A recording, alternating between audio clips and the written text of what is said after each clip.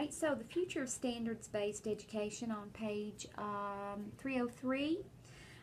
There's a small section there, a few things I wanted to point out. Standards-based education is complex and sophisticated approach to teaching and learning. The teacher's role shifts from conveyor of knowledge and dispenser of grades to coach and facilitator of students as they engage in learning. So I hope that you can tell, even as you've done your service learning, there should be a difference in what you're seeing as opposed to what you saw when you're in the classroom yourself. I hope so. When you think about what happened in 5th grade and what's happening now, you should see a distinct difference. We should be facilitators. We should come in, but remember my favorite quote is the one who does the work does the learning. So I'm hoping we're allowing students to do more of that work so they can do more of the learning. The expectations and checkpoints are stated and known by the teacher and need to be known by their students before instruction begins. Students not only know beforehand what is to be learned, but they also know what the assessment task will be like. That is the types of performance described in the expectations. So the rubric is designed, it's there for you. You can look and see what I'm going to be looking for, what you're going to be graded against, what I expect, what gets you an A, what gets you an F, and those kinds of things. So students realize the boundaries, what you're saying, and so they then determine, do I want an A, and if so, here's the criteria that I have to do. There's no guessing.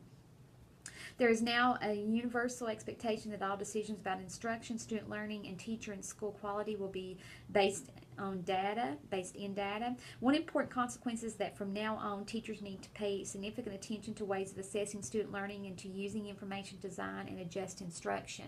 So you're not only just giving a test and moving on, but you're giving the test and then you're going back in and analyzing the data. I've always, since I've been teaching, I always do a pre and post test at every beginning of a reading unit, for instance. I want to know what they already know.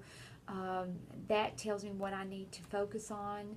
There's no point in spending 6 class periods for something that the majority of the class have.